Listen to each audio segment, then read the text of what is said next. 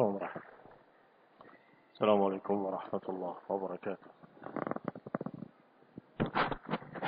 إن الحمد لله نحمده ونستعينه ونستغفره ونعوذ بالله من شرور أنفسنا ومن سيئات أعمالنا.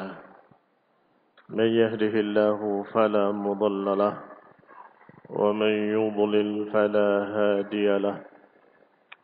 وأشهد أن لا إله إلا الله وحده لا شريك له. وأشهد أن محمدا عبده ورسوله صلى الله عليه وعلى آله وأصحابه والتابعين وتابع التابعين ومن تبعهم بإحسان إلى يوم الدين. يا أيها الذين آمنوا اتقوا الله حق تقاته ولا تموتن إلا وأنتم مسلمون. يا أيها الناس اتقوا ربكم الذي خلقكم من نفس واحدة وخلق منها زوجها وبث منهما رجالا كثيرا ونساء. واتقوا الله الذي تساءلون به والأرحام إن الله كان عليكم رقيبا.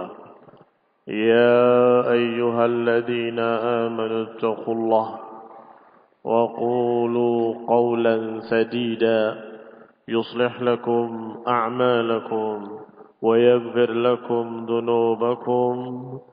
ومن يطع الله ورسوله فقد فاز فوزا عظيما. أما بعد فإن خير الحديث كتاب الله وخير الهدي هدي محمد صلى الله عليه وعلى آله وسلم. وشر الأمور محدثاتها فإن كل محدثة بدعة وكل بدعة ضلالة وكل ضلالة في النار. إخواني في الدين أعزكم الله وأخواتي في الله rahimani wa rahimakumullah. Kaum muslimin, kaum muslimat yang saya hormati, tentang masalah hijab yang syar'i, Allah subhanahu wa ta'ala berfirman kepada para wanita, وَقَرْنَا فِي بُيُوتِكُنَّ وَلَا تَبَرَّجْنَا تَبَرُّجَ الْجَاهِلِيَّةِ الْأُولَى. Hendaklah kalian para wanita tetap di rumah-rumah kalian dan jangan kalian keluar dengan berhias seperti orang-orang jahiliyah. Maka ini menunjukkan bahwa hijab bagi para wanita yang paling bagus adalah yang terbuat dari semen dan batu bata. Hijab yang paling bagus bagi para wanita adalah rumahnya. Untuk dia tidak keluar kecuali karena hajah yang massah. Tidak keluar dari rumahnya kecuali karena kebutuhan yang sangat penting. Ini yang pertama. Yang kedua, ayat Allah subhanahu wa ta'ala yang menyatakan wa idza sa'altumuhunna mata'an fas'aluhunna min wara'i hijab dzalikum athhar liqulubikum wa qulubihinna. Kata Allah subhanahu wa ta'ala dalam surat Al-Ahzab ayat 53, dan jika kalian ingin bertanya sesuatu atau meminta sesuatu, maka mintalah dari balik hijab. Jika ingin bertanya pada mereka, maka mintalah, bertanyalah dari balik hijab.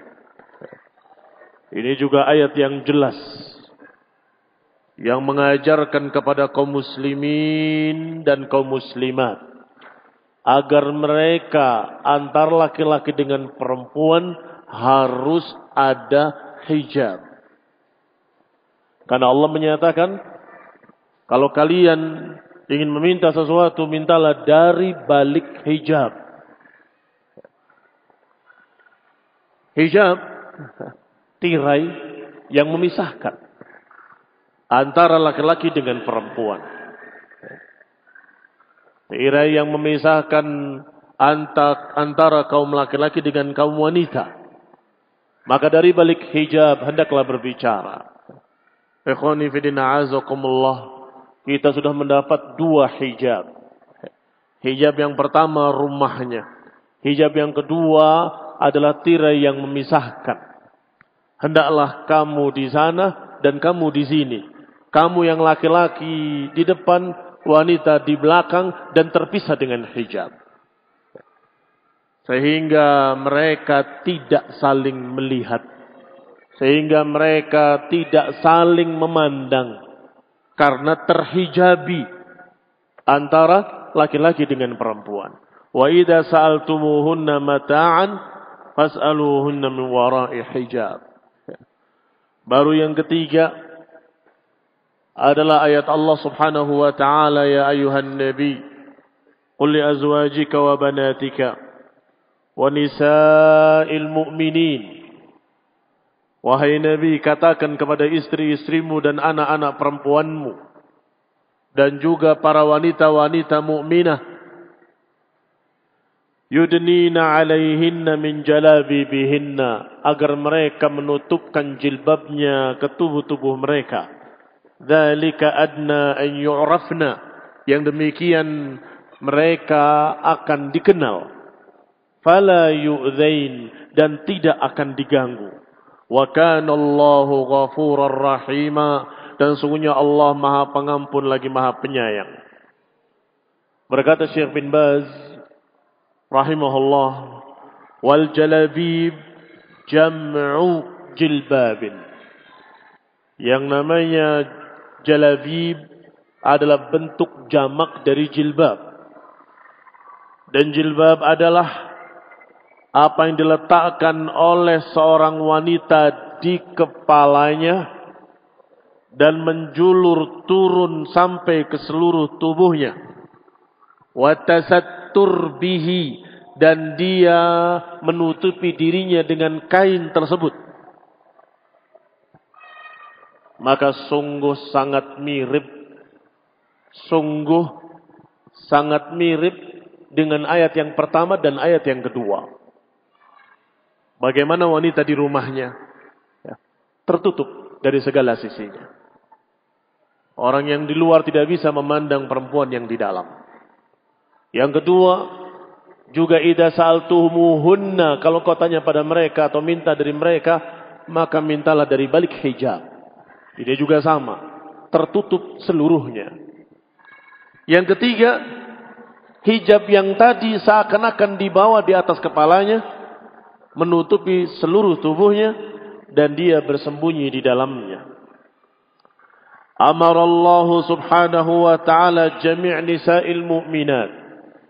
Allah subhanahu wa ta'ala memerintahkan kepada seluruh wanita-wanita mukminah untuk menutupkan jilbabnya ke semua tubuhnya dan keindahan-keindahan tubuhnya dan keindahan-keindahan wajahnya dan lain-lainnya.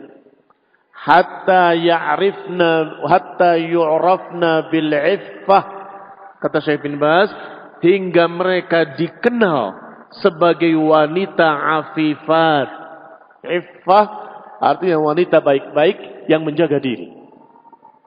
Fala yuftatanu, maka mereka tidak akan terfitnah dan tidak akan menyebar fitnah. Qala Ali ibn Abi Talhah dari Ibn Abbas radhiyallahu taala anhu, amarallahu nisa'al mu'minin idza kharajna min buyutihinna fi hajatin an yughattina wujuhahunna min fawqa ru'usihinna bil jalabib wa yubdina ainan wahidah. Diriwayatkan dari Ali bin Abi Talhah dari Abdullah bin Abbas radhiyallahu taala anhuma mengatakan tentang ayat ini. Kata Ibnu Abbas, Allah memerintahkan dalam ayat ini kepada seluruh para wanita-wanita mukminah, kalau keluar dari rumah-rumah mereka untuk suatu hajah, maka hendaklah mereka menutup wajah-wajah mereka dari mulai atas kepala mereka dengan jilbab-jilbab mereka. Hadis asar dari sahabat yang mulia Abdullah bin Abbas radhiyallahu taala anhuma.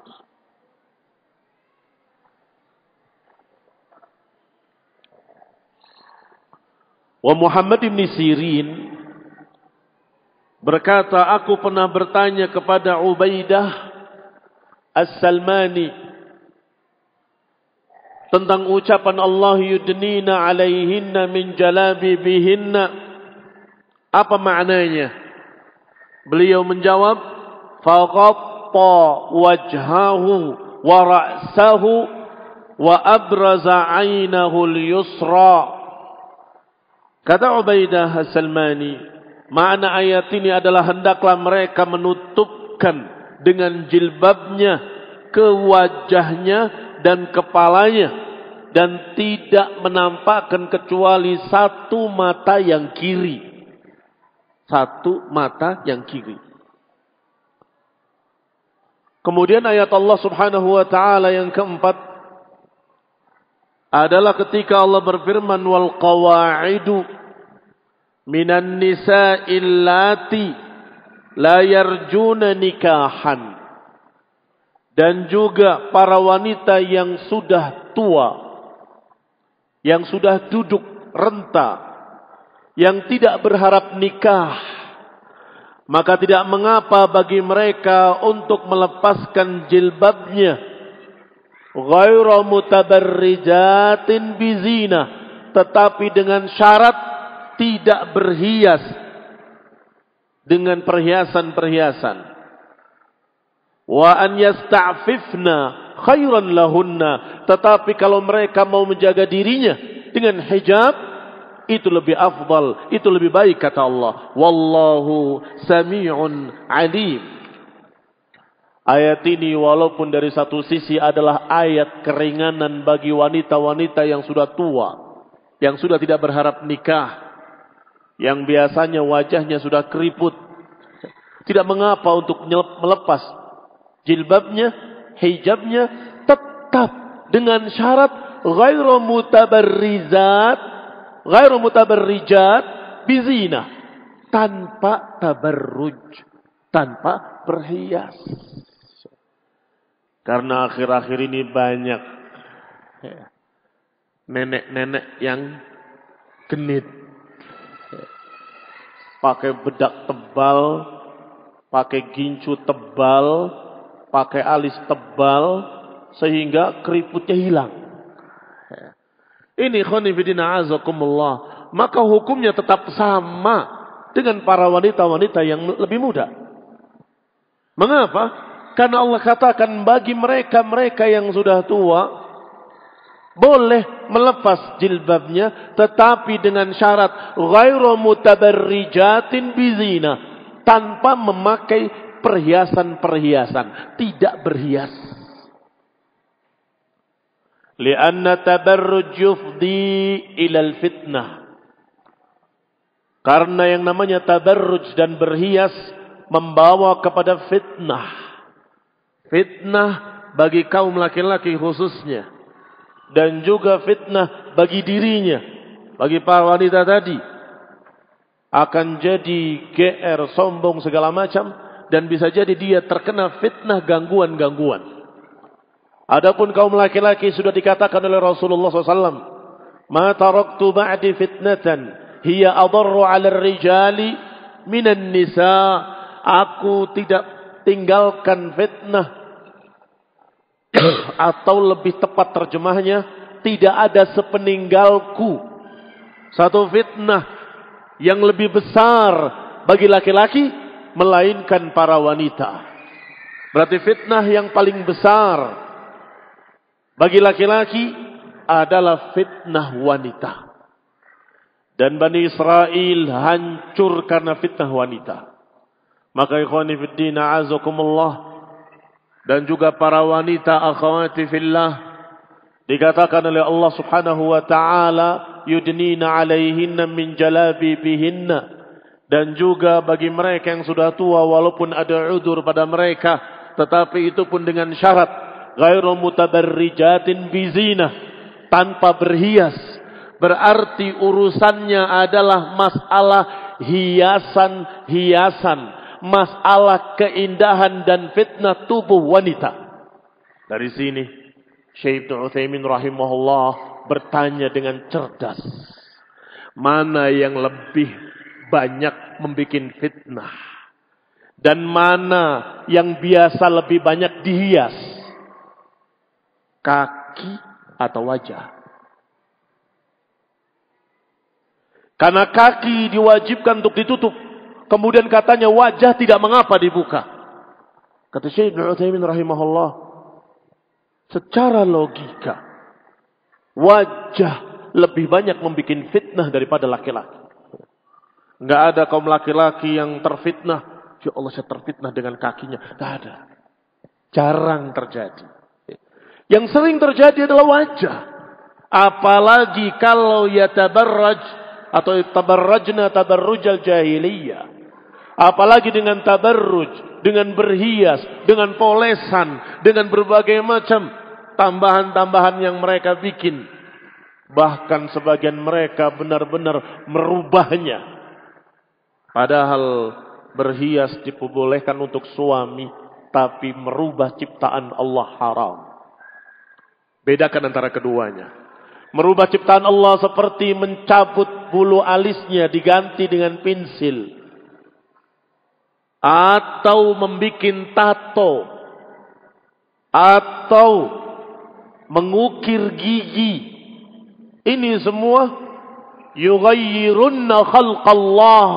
Mereka merubah ciptaan Allah. Dan larangannya keras sampai dilaknat.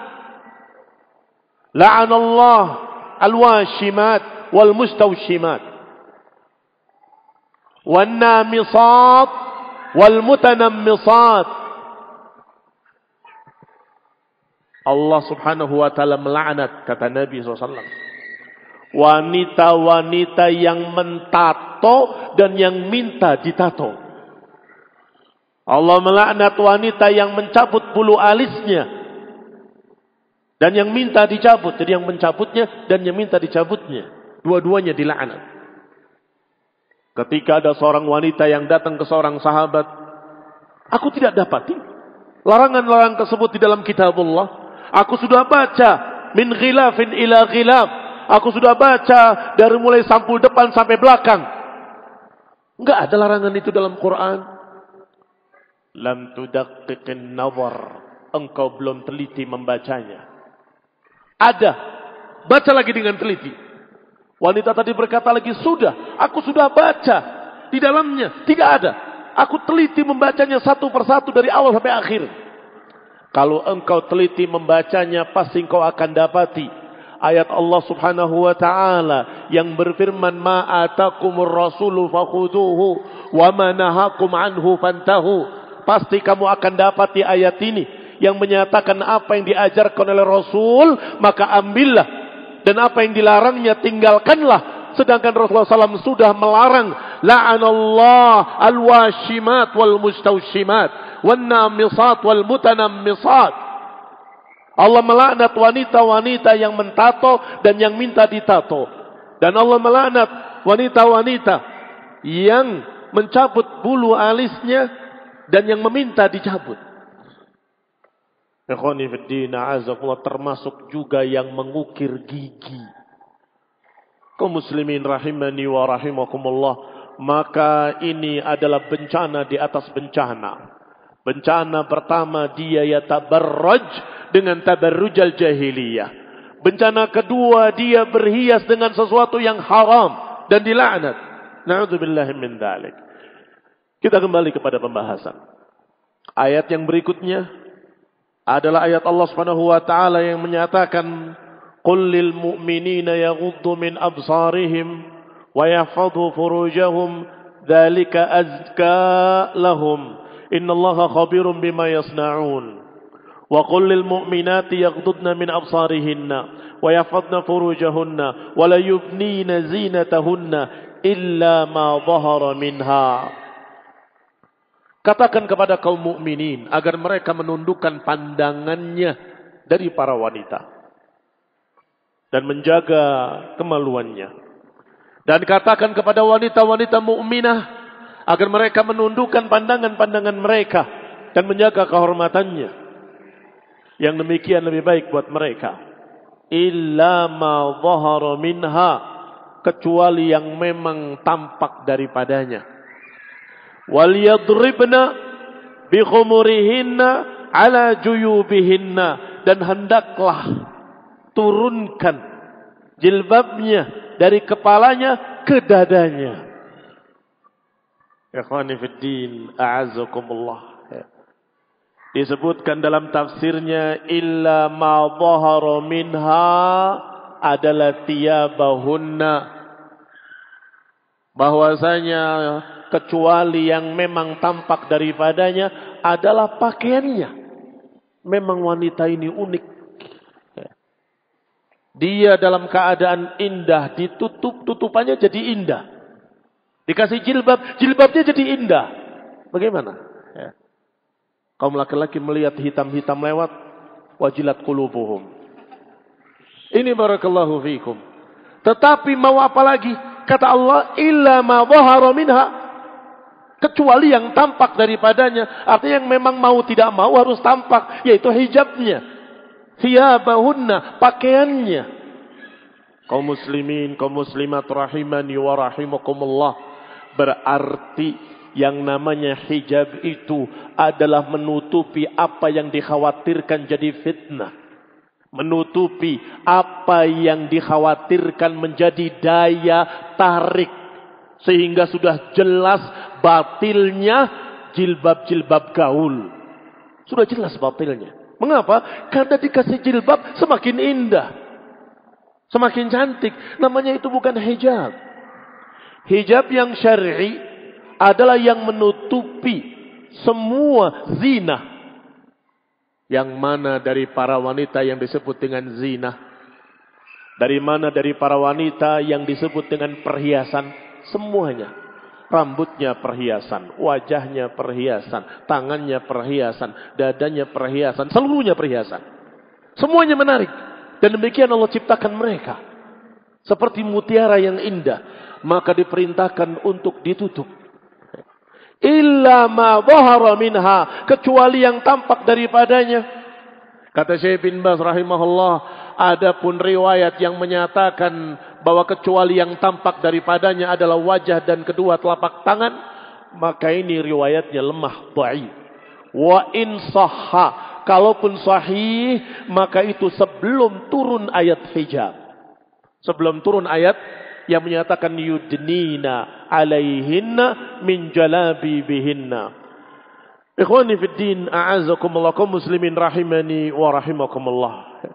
Kita rincikan apa yang sudah kita sampaikan dalil-dalilnya. Kita rincikan satu persatu dengan riwayat-riwayatnya. Semoga dengan ini akan menambah kita semakin yakin tentang dalil-dalil ayat ini. Yang pertama, kalimat wala yubdina zinatahunna illa ma dhahara minha, diriwayatkan oleh At-Tabari dengan sanadnya dalam tafsirnya. Dia berkata, haddatsani Yunus qala akhbarana Ibnu Wahab qala akhbarani Tsawri an Abi Ishaq Al-Hamadani an Abil Ahwas an Ibni Mas'ud radhiyallahu taala anhu. Dalam tafsir Tabari disebutkan sanad. Aku mendengar dari fulan, dari fulan, dari fulan. Sampai kepada Abdullah bin Mas'ud radhiyallahu taala anhu. Kata Abdullah bin Mas'ud, "Wala yubdina zinatahunna illa ma dhahara minha." Qala athiyab. Oh, yang dimaksud pakaiannya, bukan wajah dan telapak tangan. Berkata Sindi, seorang ahli hadis di zaman kita, menyatakan isnaduhu fi ghayatis sihhah. Sanadnya di puncak kesahihan. Sangat-sangat sahih. Kalau sangat sahih riwayatnya, terbukti benar-benar ucapan Abdullah bin Mas'ud bahwa maksud illa ma dhahara minha adalah pakaian. Apakah bisa kalah dengan ucapan si Fulan dan si Alan? Tapi kayaknya sih maksudnya muka ini dan telapak tangan. Bagaimana? Ya. Tidak bisa. Walaupun ada riwayat, kalau kalah kesahihannya, apalagi ma'adha'fin, maka kita katakan bukan hanya lemah, munkar. Mengapa munkar? Bertentangan dengan yang lebih sahih. Karena ini di puncak kesahihannya, kata Imam Sindi rahimahullah. Kemudian dibawakan riwayat kedua oleh Imam At-Tabari. Haddatsana Muhammad ibn Bashar, qala haddatsana Abdurrahman an Sufyan, an Abi Ishaqin, an Abil Ahwas, an Abdullah ibn Mas'ud. Sanadnya berbeda, tetapi kembalinya kepada Abdullah bin Mas'ud juga. Disebutkan bahwa illa ma dhahara minha ay as-siyab. Juga kata Sindi, ini juga sanadnya fi ghayatis sihhah, di puncak kesahihannya. Berkata Abdullah bin Mas'ud radhiyallahu taala anhu, lebih rinci beliau berkata, qala la khalkhal wala syanaf wala qurt wala qiladah illa ma dhahara minha athiyab. Kata dia, tidak boleh menampakkan perhiasannya kecuali yang tampak daripadanya. Kata Abdullah bin Mas'ud, bukan gelang kaki, ingat, bukan anting, ingat, bukan gelang, bukan semuanya. Illa ma dhahara minha athiyab. Pakaiannya. Demikian pula diriwayatkan oleh Abu Bakar ibn Abi Syaibah. Oleh Imam Hakim juga dikeluarkan athar ini. Dan kemudian Imam Hakim berkata, hadza haditsun sahihun ala syarti Muslim. Hadis ini sahih sesuai dengan syarat Muslim. Walam yukhrijahu. Wa wafaqahu ad-Dahabi. Dan disepakati oleh Imam ad-Dahabi. Menyatakan benar, memang seperti apa yang beliau katakan. Hadis ini sahih sesuai dengan syarat Muslim. Mau apa lagi? Apakah bisa kalah dengan qila wa qala?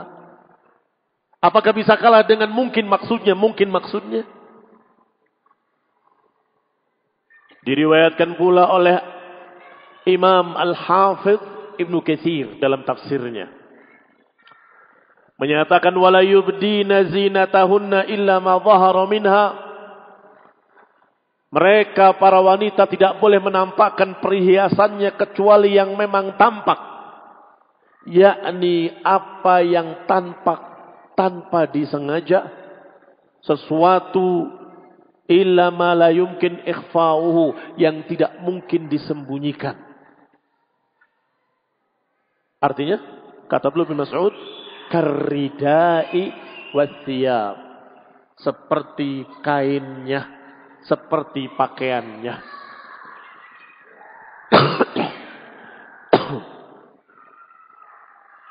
Itu anak enggak punya orang tua. Enggak ada orang tuanya.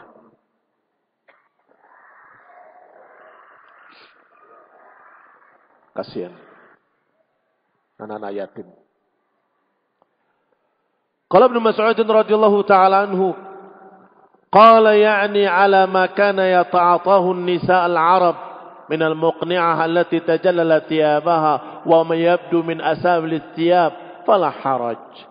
Yakni apa yang tampak dari pakaiannya. Karena tetap saja walaupun pakai jilbab dengan warna yang tidak mencolok, dengan warna yang gelap, dengan warna yang tidak menarik, tetap saja menjadi fitnah, menjadi zina. Maka itulah yang dikecualikan. Illa ma dhahara minha. Kemudian diriwayatkan oleh Imam Bukhari dalam sahihnya dari Ibnu Syihab, dari Urwah, dari Aisyah radhiyallahu taala anha. Disebutkan kata Aisyah, yarhamullah nisa'al muhajirat al-awwal. Semoga Allah merahmati para wanita-wanita muhajirat.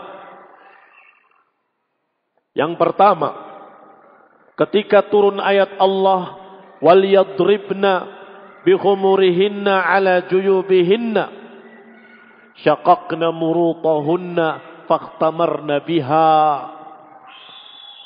Dalam hadis ini disebutkan, semoga Allah merahmati mereka para wanita muhajirat. Mereka dalam keadaan ketika turun ayat, hendaklah turunkan jilbabnya dari kepalanya sampai ke dadanya. Disebutkan mereka merobek dari rumahnya kain-kain gorden mereka. Dan kemudian mereka menutupi wajah-wajah mereka. Itu terjemahan saya. Bahasa Arabnya fakhtamarna, dari kata ikhtamara yahtamiru. Kalau kita lihat tafsir atau terjemah, apa mana ikhtamara? Kita lanjutkan ucapannya. Fakhtamarna ay ghattina wujuhahunna. Berkhimar maknanya adalah menutupi wajah-wajah mereka. Wasifatu dzalik, gambarannya adalah antada al-khimar, meletakkan kerudungnya dari kepalanya menjulur sampai ke bawah, sampai ke dadanya, sehingga wajah mereka tertutup.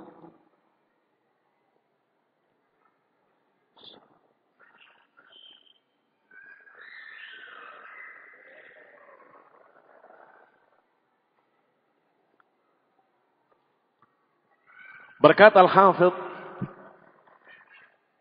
di dalam Al-Fatah, Fathul Bari maksudnya, dalam kitab Al-Ashribah, silahkan lihat dalam Fathul Bari, Ibnu Hajar mengatakan tentang khimar. Apa maknanya khimar? Ikhtamara, berkhimar. Kata Ibnu Hajar, wa minhu khimarul mar'ah li'annahu yastur wajhaha. Di antara yang dinamakan khimar adalah apa yang dipakai para wanita karena menutupi wajah-wajah mereka. Mau apa? Itu makna khimar. Sedangkan hadis tadi riwayat Bukhari dalam sahihnya, semoga Allah merahmati para nisa muhajirat. Ketika turun ayat ini, hendaklah turunkan pakaiannya dari kepalanya ke seluruh tubuhnya. Mereka mengambil kain-kain yang ada di rumahnya, mereka tutupi wajah-wajah mereka dengan lafaz dalam Bukhari, fakhtamarna biha. Fakhtamarna biha ay berkhimar. Sedangkan khimar, kata Ibnu Hajar, adalah yughatti wajhaha, menutup wajahnya.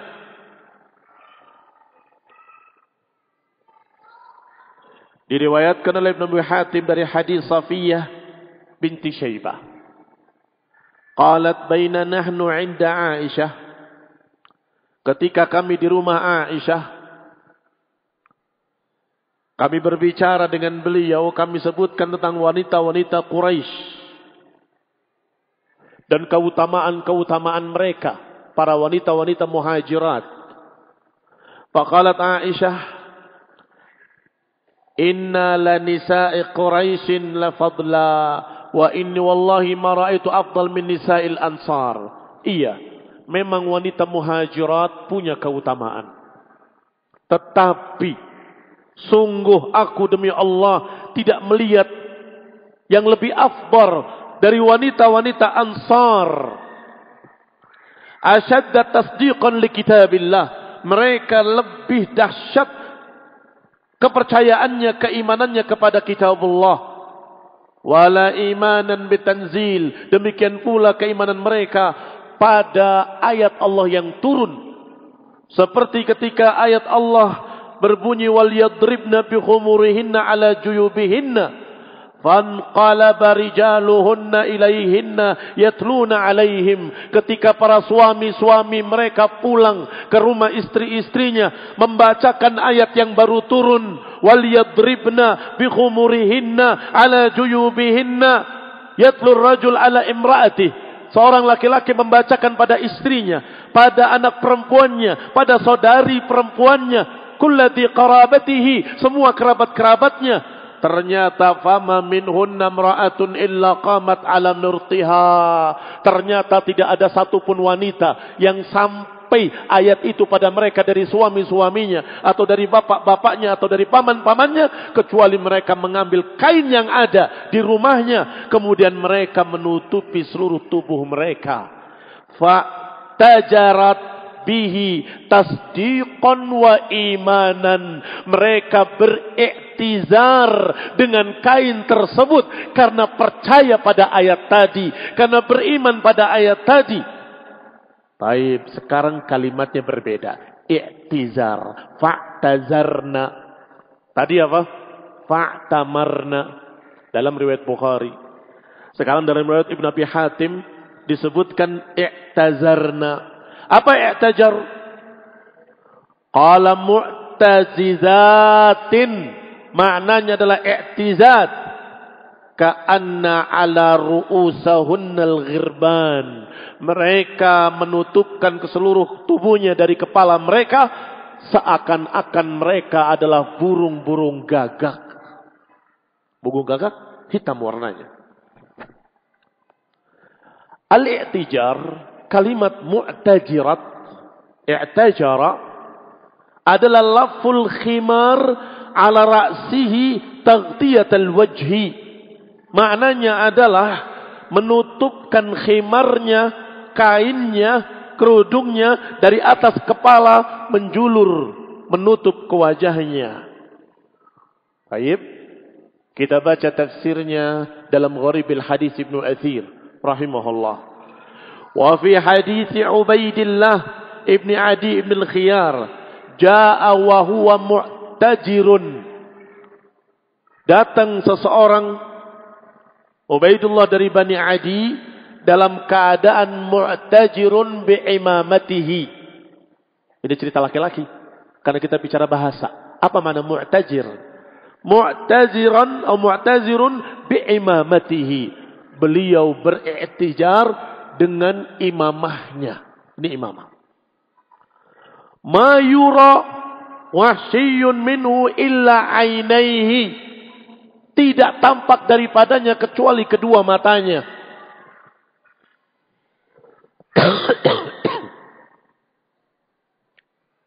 Mereka beriktizar dengan imamahnya adalah menutupi wajahnya. Ini yang dikatakan iktizar. Mu'tazirun bi'imamatihi, menutup dengan imamahnya sehingga tidak terlihat kecuali matanya. Tapi sudah sangat jelas di dalam Gharibul Hadis. Gharibul Hadis Ibnu Al-Athir, yakni nama kitabnya An-Nihayah fi Gharibil Hadis. Memang sengaja beliau tulis kata-kata yang asing dalam hadis kemudian diterangkan di dalam kitab tersebut.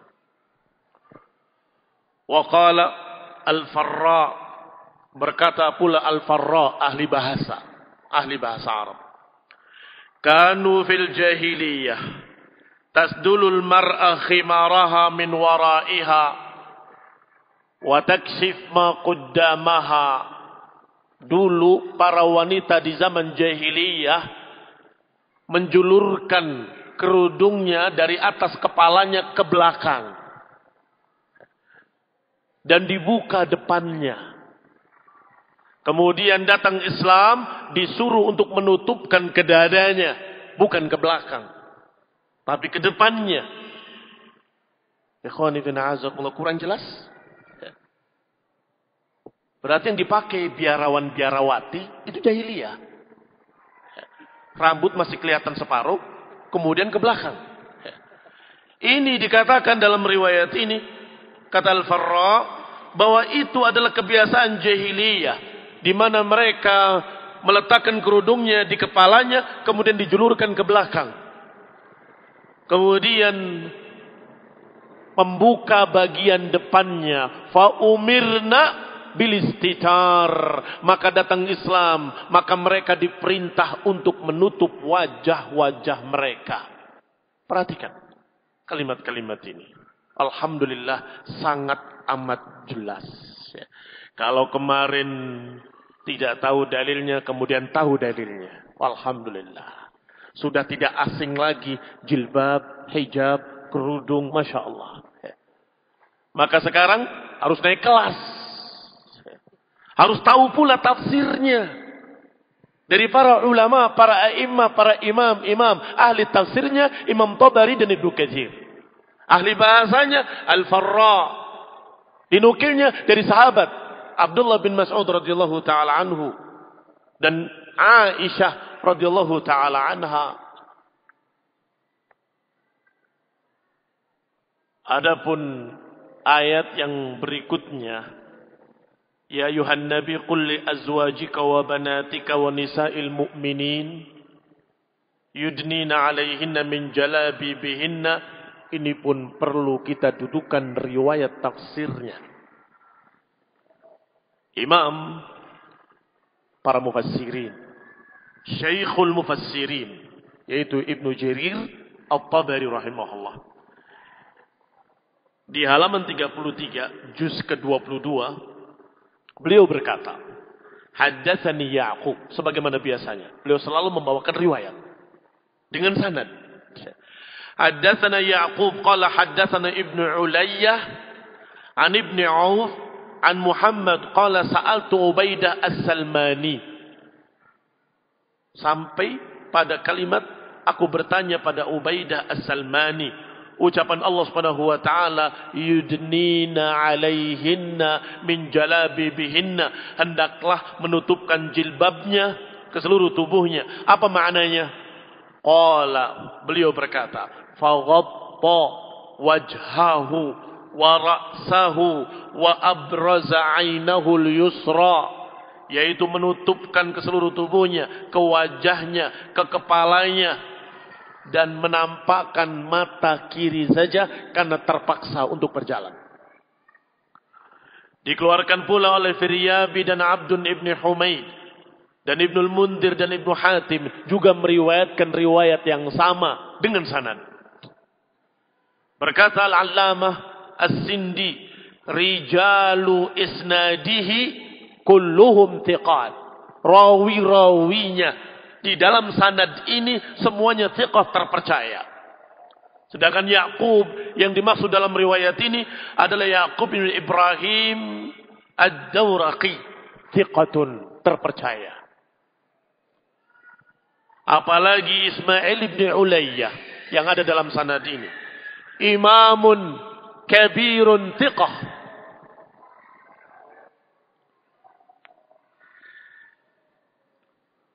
Qala Ibnu Auf wa huwa Abdullah ibn Auf al-Muzani.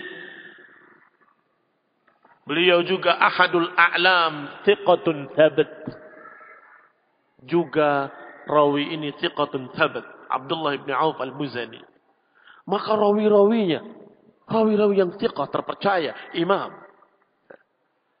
Sedangkan Muhammad yang dimaksud dalam sanad itu Muhammad ibn Sirin, ahadul a'lam, tokoh tabi'in. Demikian pula Ubaidah As-Salmani, imamun thiqatun zahid. Siapa lagi? Fakana hadzal isnad sahihan. Demikian pula mereka semua rawi yang satu dengan lainnya bertemu, bersambung sanadnya. Tidak ada inqita'. Tidak seperti gayanya Sufi. Tidak seperti gayanya Abdurrahim Tahan. Ruwatuhu thiqat. Padahal hadisnya munqati'. Rawi-rawinya thiqat semua. Padahal hadisnya munqati', terputus. Diam dia. Seakan-akan tidak tahu. Pokoknya rawi-rawinya thiqah. Rawi-rawinya thiqah semua. Sebentar. Memang rawi-rawinya thiqah. Tapi apakah sanadnya bersambung? Tidak. Munqati'. Itu gayanya sufi. Tetapi ahlus sunnah menjelaskan thiqah, thiqah, thiqah. Semuanya thiqah. Dan menjelaskan pula dia bersambung. Laisa bainahum inqita'un. Tidak ada inqita'. Muttasilis sanad. Bersambung sanadnya. Kama la yakhfa. Sebagaimana tidak samar. Terlihat sekali siapa orang-orangnya dan siapa guru-gurunya.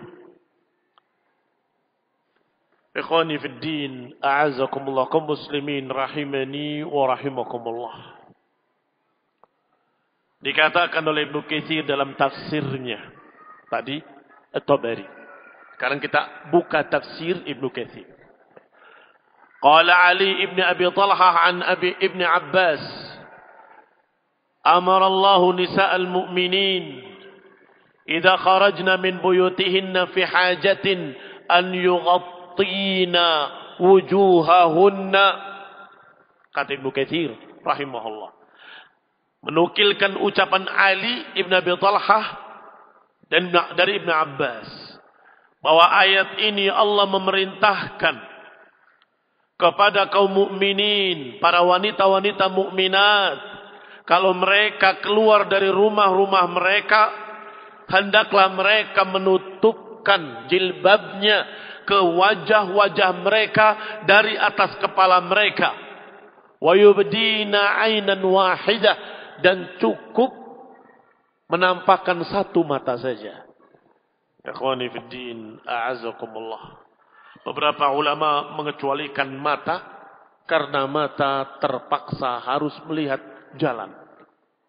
Kalau satu cukup, ya satu.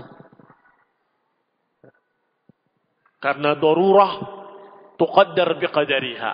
Yang namanya darurat diukur seukurannya. Kalau sudah hilang daruratnya cukup. Sehingga sebagian para ulama, kalau ada kain yang menutupi kedua matanya tetapi tetap bisa melihat, maka itu lebih bagus lagi. Sehingga tidak terlihat matanya, tapi dia bisa melihat jalan. Ikhwani fid din, a'azakumullah, kaum muslimin rahimani wa rahimakumullah. Ini adalah apa yang diriwayatkan dari mereka, dari para ahli tafsir. Dan berkata yang berikutnya Ibnu Hazmin dalam tafsirnya, dalam kitabnya Al-Muhalla, wal jilbabu fi lughatil Arab allati khatabna biha Rasulullah SAW huwa ma ghatta jami'il jism la ba'dahu. Kata beliau dalam kitab Al-Muhalla, yang namanya jilbab secara bahasa Arab, bahasa yang dipakai oleh Rasulullah SAW dalam berbicara dan bahasa yang dipakai dalam kitabullah Al-Quran, maknanya adalah maghatta jami'al jism, apa yang menutupi seluruh tubuhnya, bukan sebagiannya. Demikian disebutkan oleh beliau, dan riwayatnya disebutkan oleh Qurtubi dalam tafsirnya. Ikhwani fid din, a'azakumullah. Yang berikutnya Imam Al-Allamah Abul Barakat Abdullah ibn Ahmad ibn Mahmud An-Nisafi dalam tafsirnya menyatakan yudnina alaihinna min jalabibihinna. Qala al-jilbab ma yasturul kull. Yang namanya jilbab adalah yang menutupi seluruh tubuhnya.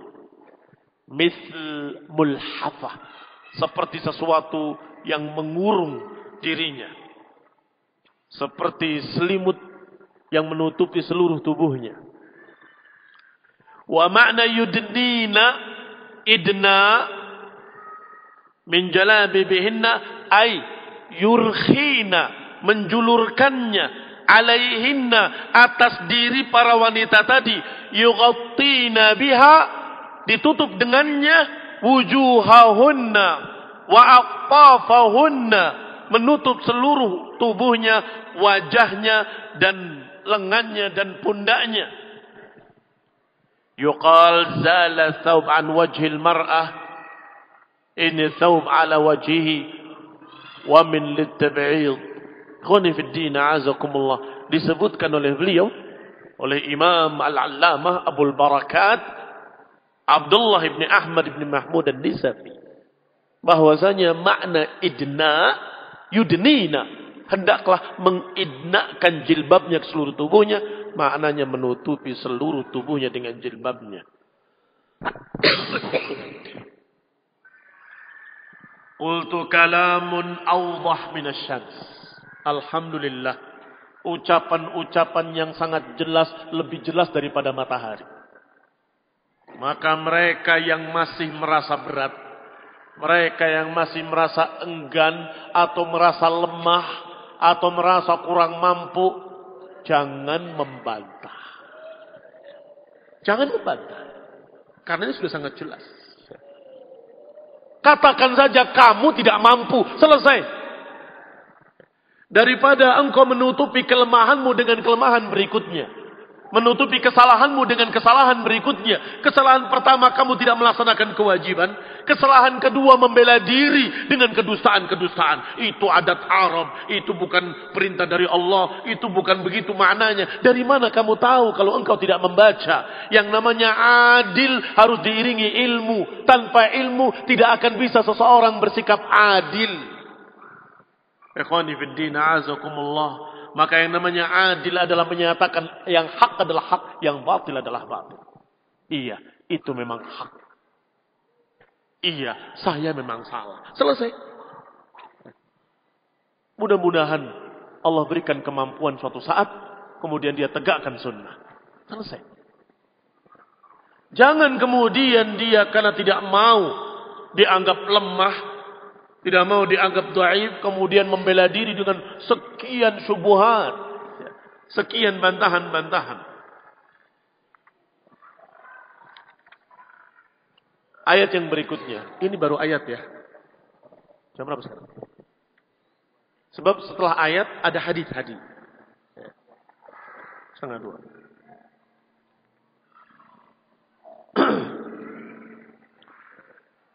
Kalimat yang ketiga atau ayat yang ketiga tadi, al-qawaid minan nisa, wanita-wanita yang tua, yang renta, yang sudah tidak berharap nikah. Wal qawaidu minan nisa illati la yarjuna nikahan falaysa 'alaihinna junah. Tidak mengapa bagi mereka an yadh'na thiyabahunna. Tidak mengapa untuk melepas hijab mereka. Ghayra mutabarrijatin bizinah, tetapi tetap syaratnya tidak boleh berhias. Tidak boleh berhias dengan hiasan. Wa an yasta'fifna, dan hendaklah mereka menjaga diri, itu lebih baik. Berkata Ibnul Athir, makna qawaid dari kata qaid, yang sudah duduk. Yang sudah duduk, sudah renta. Wahiyal mar'atul kabirah al-musinnah, yaitu wanita yang tua, wanita yang sudah berumur. Berkata Al-Baghawi dalam tafsirnya, hunnal ujjaz, mereka adalah para ajuz, para wanita tua, para nenek-nenek. Idza ra'ahunna ar-rijal istaqdaruhunna, yang kalau laki-laki lihat merasa qadar, merasa jijik, sudah tidak tertarik. Memang begitu kata-katanya. Apa salah terjemahan saya?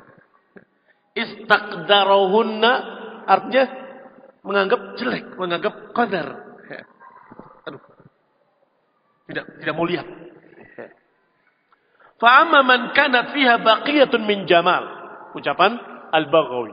Adapun walaupun dia sudah berumur nenek-nenek, tetapi kalau masih ada sisa kecantikan padanya, dan itu tempat syahwat, fala tadkhul fi hadhil ayah, maka tidak masuk pada ayat ini.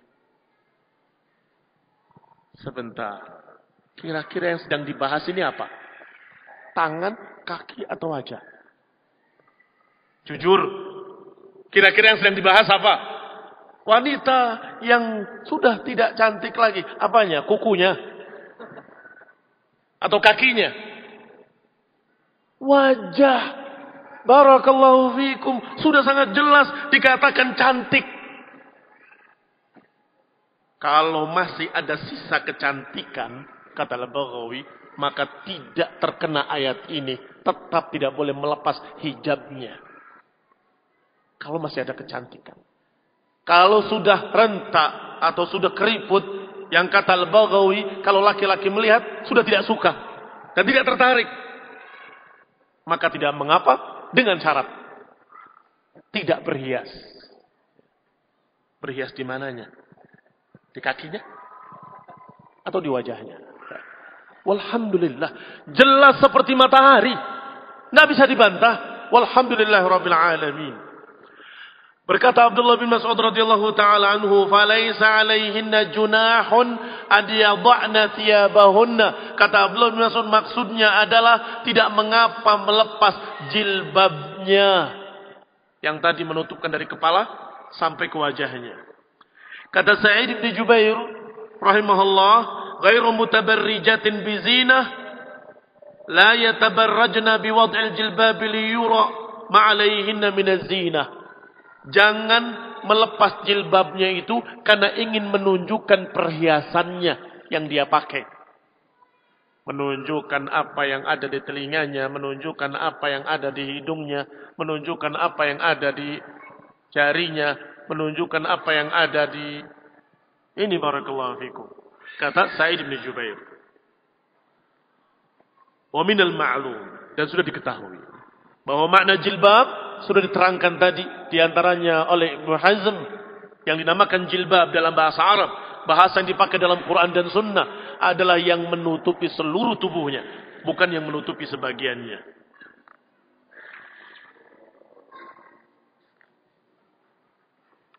Kalimat yang berikutnya, wala yadribna bi arjulihinna, jangan menghentak-hentakkan kakinya agar diketahui perhiasan yang ada di dalamnya. Berkata Syekh Al-Allamah As-Sindi rahimahullah, nahahunna jalla wa ala an yadribna al-arjul ala al-ardi bi shiddah li'alla yasma' sautal khalakhil. Di sini Allah melarang para wanita untuk menghentakkan kakinya karena agar terdengar gemerincing yang ada di kakinya, gelang-gelang kaki mereka. Kerincing, kerincing, kerincing. Khaufan ala syarafihinna, khawatir akan menjatuhkan kehormatan mereka. Wasaddan lidzara'i', dan menutup pintu kejelekan. Perhatikan kata-kata ini. Menutup pintu kejelekan. Baik pintu kejelekan, pintu fitnah. Yang lebih besar yang mana? Apakah suara gemerincing atau lentiknya mata dia? Hidungnya yang mancung, pipinya yang memerah. Yang mana yang lebih membuat fitnah dan yang mana yang lebih mengkhawatirkan? Ajibu barakallahu fikum. Wajah. Sudah jelas. Gemerincing saja dikatakan saddan lidzari'ah, menutup pintu kejelekan. Kadang-kadang memang syaitan, begitu laki-laki mendengar gemerincing gelang kaki seorang wanita, terus terbayang. Kakinya yang mulus ada gelangnya di sana. Jangan. Wahai para wanita, wala yadribna bi arjulihinna, jangan hentakan kaki kalian agar terdengar suara perhiasan yang ada di kaki kalian.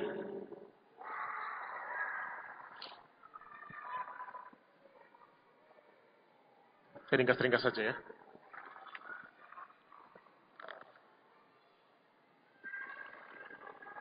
Yang berikutnya adalah dalil-dalil dari sunnah an-nabawiyah. Dalil yang pertama, Aisyah radhiyallahu taala anha menceritakan Aku melihat Rasulullah SAW menutupi diriku dengan kain. Dalam keadaan aku melihat kepada Habasyah yang sedang berlatih di masjid. Rawahul Bukhari wa Muslim fi sahihaihima. Ikhwani fid din azakumullah. Mungkin pandangan kita para awam tidak melihat mana sisi dalil tentang cadar. Apa ada di sini? Rawahul Bukhari wa Muslim. Mana? Bicara cadarnya mana? Aku melihat diriku ditutupi oleh Rasulullah SAW dengan rida. Rida itu selendang, kain besar. Ketika aku melihat Habasyah yang berlatih di masjid. Rawahul Bukhari wa Muslim.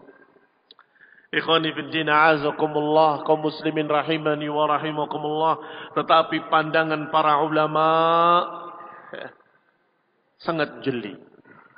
Kalau saja wajah itu tidak ditutup, kenapa harus disembunyikan dalam kain? Pakai kerudung lihat nggak apa-apa. Selesai. Tetapi tidak, Rasulullah sembunyikan Aisyah dalam kain. Sehingga Aisyah hanya ngintip. Baik.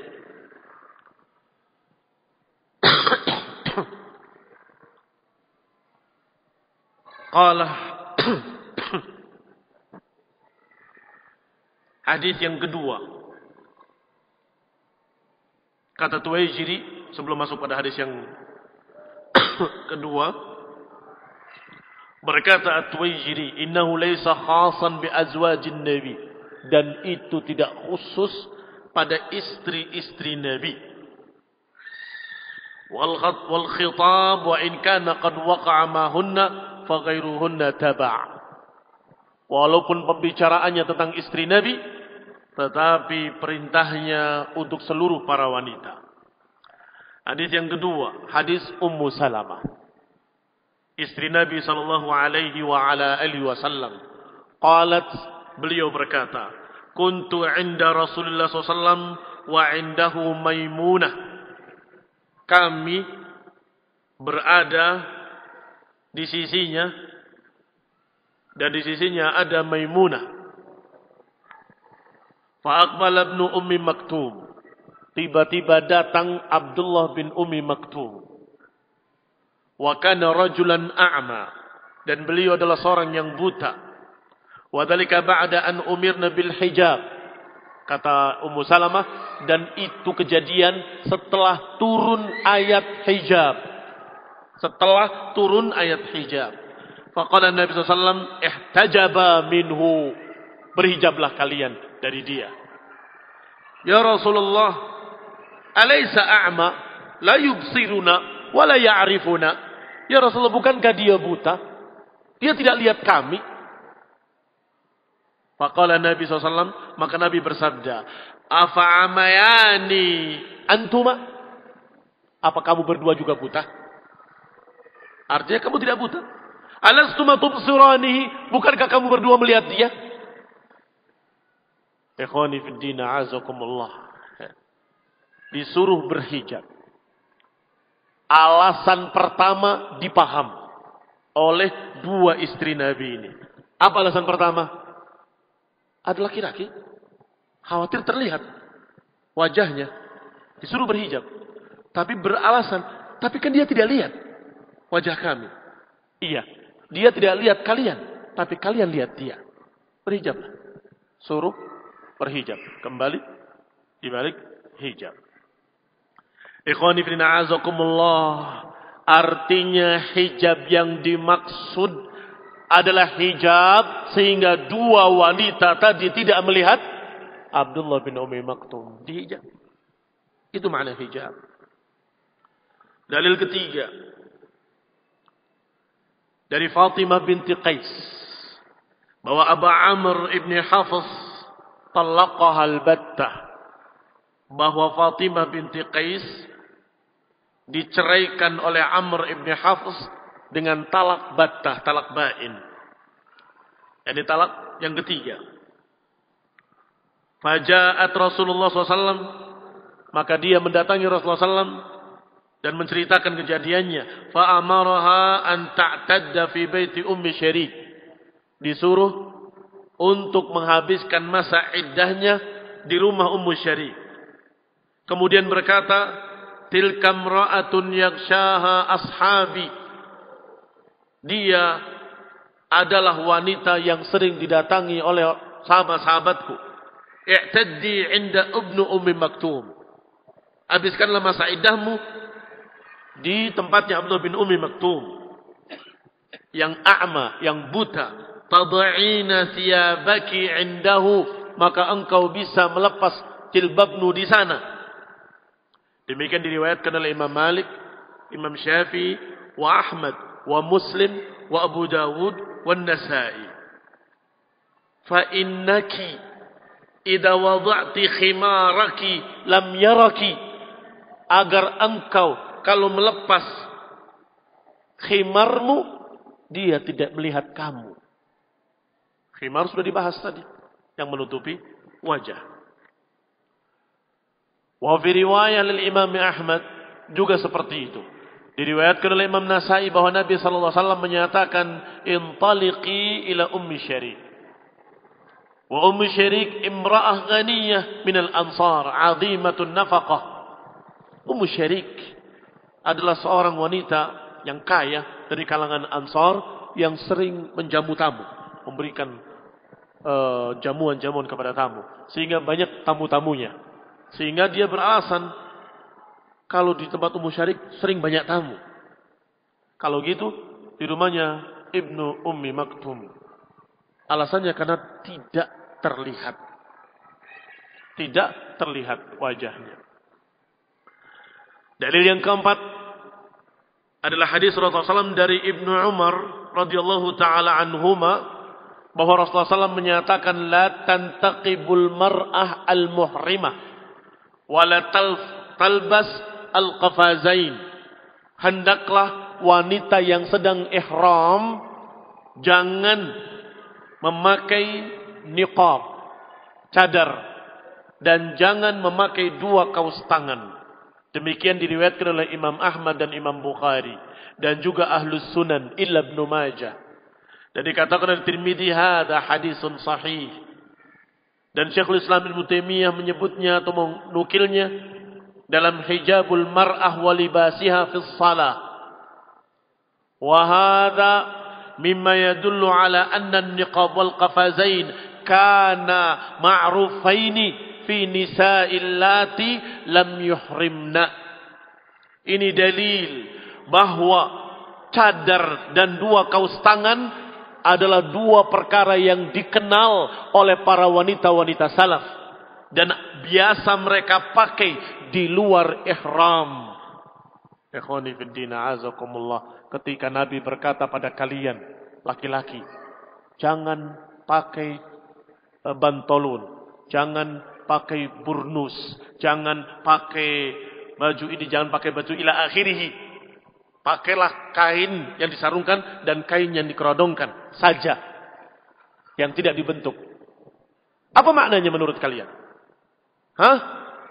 Maknanya bahwa itu pakaian ihram, sahih? Sedangkan di luar ihram kita pakai seperti biasa, seperti yang memang sudah biasa dipakai. Demikian pula para wanita pakaian ihramnya dengan tanpa cadar, dengan tanpa kaus tangan. Itu pun masih ada riwayat yang dibawakan oleh para ulama seperti Ibnu Qayyim rahimahullah. Amma nahyuhu sallallahu alaihi wasallam fi hadis Ibnu Umar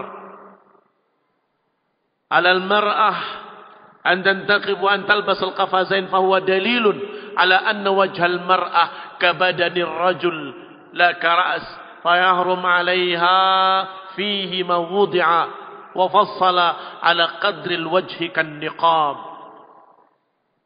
Maka keadaan wajah para wanita di dalam ihram dan juga telapak tangannya, kata Ibnu Qayyim rahimahullah, sama seperti kepala bagi laki-laki ketika ihram.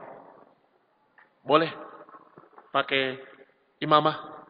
Tidak boleh. Boleh pakai peci? Tidak boleh. Boleh pakai sesuatu sapu tangan? Tidak boleh. Tidak boleh tutup semuanya. Taib, apakah maknanya di luar ihram? Tidak boleh. Suruh dibuka. Sebaliknya, Nabi SAW tidak pernah terlihat hasirur ra'si. Nabi SAW tidak pernah terlihat terbuka kepalanya. Selalu ditutup. Ima dengan imamah, atau dengan peci, atau dengan sejenis. Barakallahu fikum. Kaum muslimin. Rahimani wa rahimakumullah. Diriwayatkan dari Aisyah radhiyallahu ta'ala anha. Berarti ini hadis yang kelima. Kana rukban yamurruna bina. Oh, para penunggang-penunggang kendaraan sering melewati kami.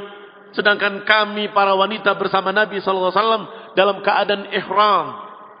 Fa'idha jadawna, ketika mereka sudah mendekat di samping kami tutupkan jilbab kami ke wajah-wajah kami. Fa'idha jawazna, ketika mereka sudah lewat, kami lepas kembali wajah-wajah kami. Demikian diriwayatkan oleh Imam Ahmad, Abu Dawud, wa Ibnu Majah, wa Daruqutni. Masih ihram saja. Aisyah sepengetahuan Nabi.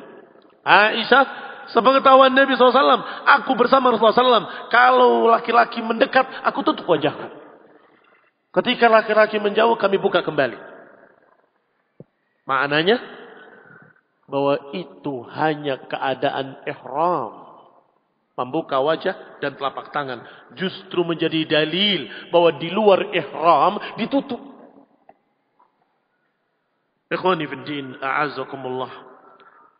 Masih ada hadis yang ke-6 dan ke-7 dan ke-8, ke-9, 10, 11, 12, 13, 14, 15, 16, 17. Kita baru sampai separuhnya atau 6 saja. Dan itu saya kira cukup, alhamdulillah.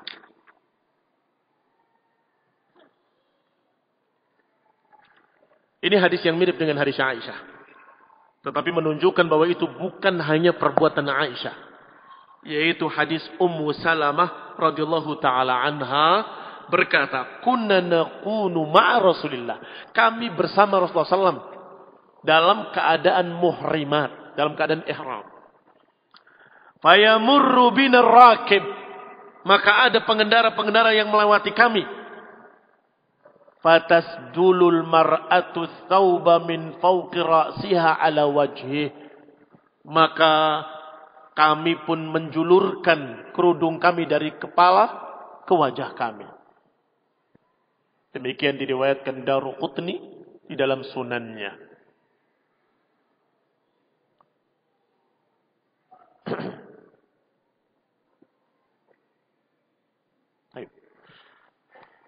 Naktafi bihadzal qadar, barakallahu fikum. Saya kira sudah cukup jelas. Insyaallah bisa menjadikan terang bagi kami.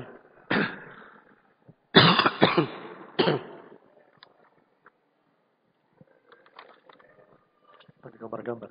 Apakah 3 model cara di bawah ini boleh untuk dikenakan oleh seorang muslimah ketika keluar rumah? 1, cadar lapis. Sering disebut cadar bandana. Yang kedua, cadar 3 lapis. Kemudian cadar safar. Qanifidina azakumullah.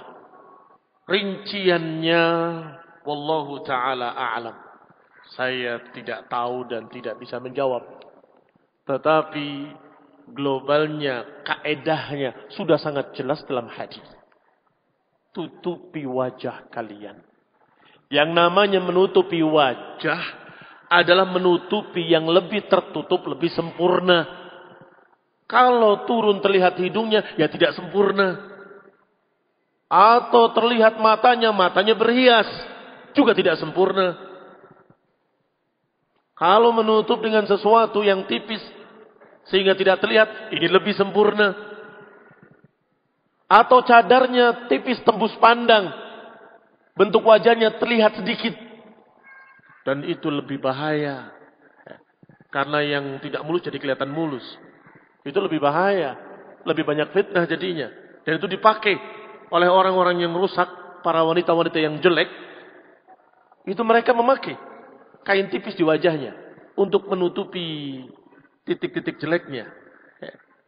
Jadi kelihatan mulus sekali.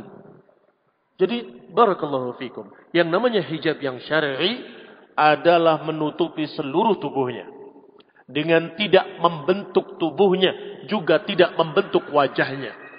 Dan juga tidak tembus pandang. Dan juga tidak berwarna dengan warna yang mencolok. Mengganggu pandangan.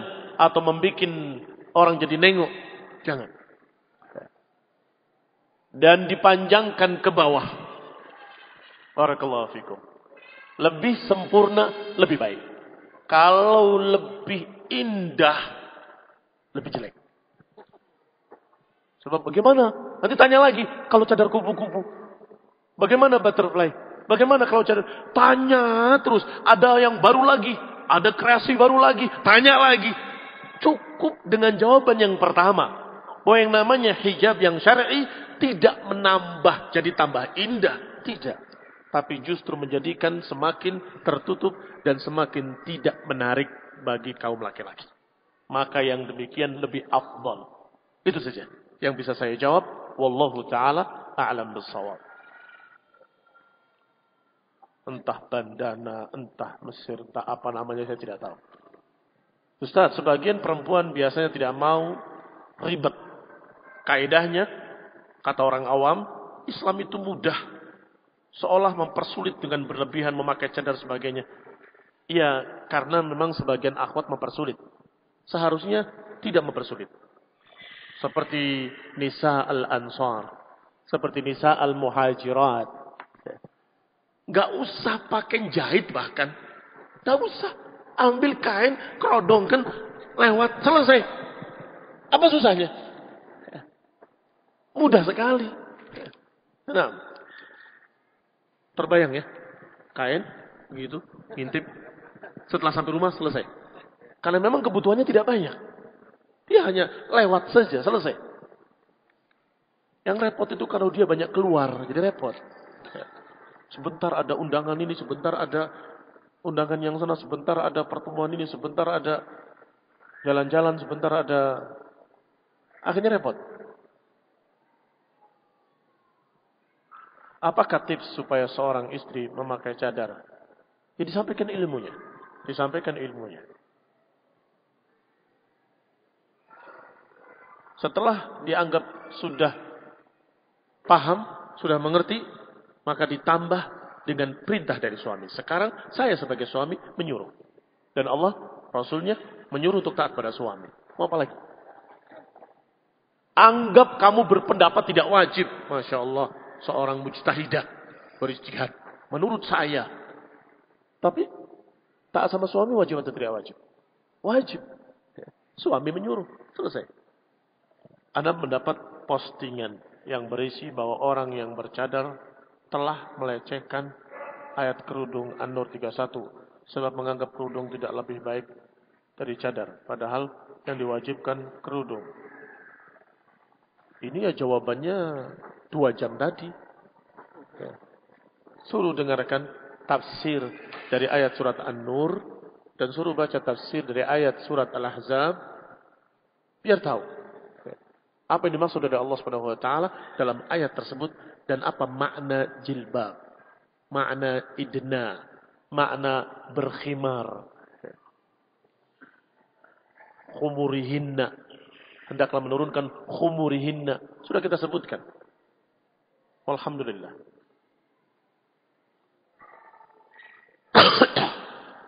Tetapi tentunya mereka-mereka yang masih hanya memakai jilbabnya, yang terlihat wajahnya dalam tapak tangannya, selama mereka tidak berhias di wajahnya, jangan dilecehkan. Sesuai dengan kadar keimanan mereka, selesai. Mungkin mereka belum tahu, mungkin belum yakin, mungkin belum mampu. Wallahu ta'ala a'lam. Mungkin juga ada halangan di rumahnya, mungkin juga ada ancaman dari orang tuanya. Kita nggak tahu. Mereka sudah berjilbab saja sudah bagus. Walhamdulillah rabbil alamin. Yang kita bantah hari ini adalah mereka-mereka yang tidak berjilbab. Bahkan melecehkan jilbab, melecehkan cadar dan seterusnya. Itu yang kita maksud. Laki-laki menundukkan pandangannya, perempuan menundukkan pandangannya dan tidak keluar rumah. Apakah ikhtiar saya bisa menikahi muslimah? Ikhtiarnya adalah mencari mertua sebelum cari istri. Ya kan kita nggak ketemu perempuan, nggak lihat perempuan. Bagaimana kita menikahnya? Lihat. Teman-teman kita, saudara-saudara kita yang punya anak perempuan.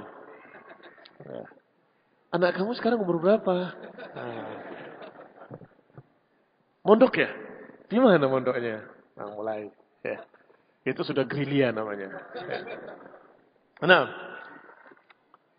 sampai kemudian kamu lihat kriterianya sudah cocok, tinggal bilang, saya ingin nazar. Apakah engkau ridho saya melihat anakmu untuk saya nikahi? Biasanya gembira. Karena ini orang yang dikenal saleh. Dikenal ahlus sunnah. Ahlan wa sahlan. Nador. Cocok, nikah. Nggak cocok, jangan dipaksa. Tidak mengapa. Tidak mengapa. Dan yang menjadi orang tua pun tidak perlu marah. Sebab kalau dipaksa, tidak jadi baik. Tidak jadi baik nantinya. Biarkan saja. Demikian pula anaknya punya hak. Anak wanitanya.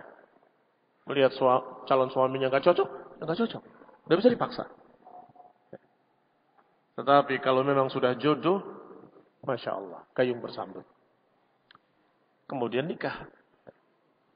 Bolehkah seorang akhwat memasang foto profilnya dengan foto profil dirinya yang pakai cadar? Jangan.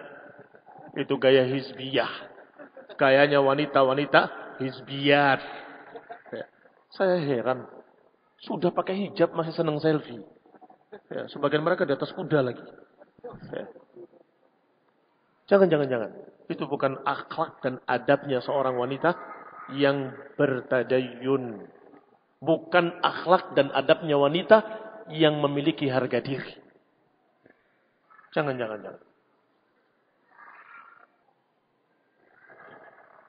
Bolehkah adik saya sekolah bekerja dengan pakai cadar, berangkatnya sendirian, karena tidak ada yang mengantar?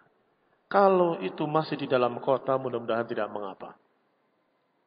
Kalau keluar kota, harus dengan mahram.